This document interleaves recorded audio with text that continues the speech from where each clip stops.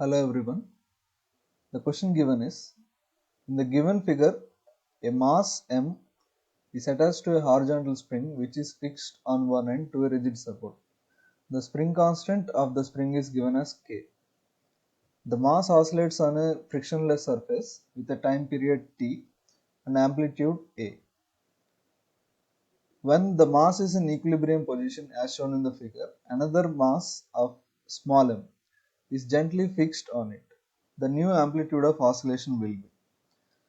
So here initially only block capital M is there. Now we have added this block small m. What will be the final amplitude?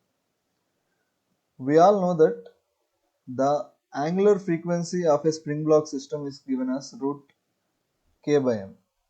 So here initially the angular frequency can be written as root k by capital M.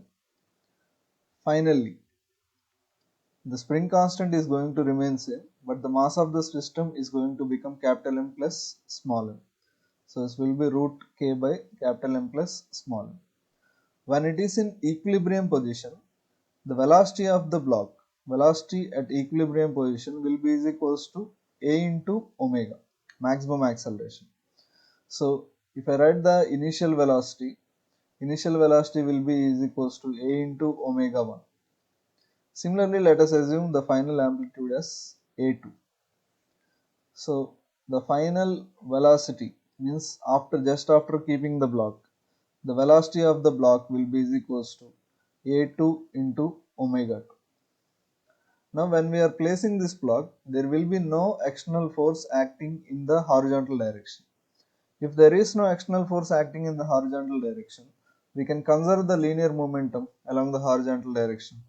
So if we conserve the linear momentum along the horizontal direction, initial angular momentum, which is m into vi, will be equal to the final angular momentum. Final mass is m plus m into velocity vf. Now just substitute the values here. M into va. Va is a into omega 1.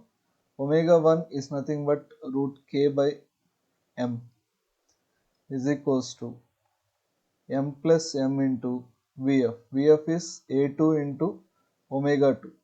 Omega 2 is root of k by capital M plus small m. Now this root k will get cancelled out. This root m will cancel this root m times. Similarly, root m plus m will cancel out this m plus m as root m plus m, capital M plus small m. So here we can bring this term to the left hand side. If I make a2 as subject, we can write a2 will be is equals to a into root of capital M by capital M plus small m. So if we cross check the options, option B will be the correct option for the given question. Thank you.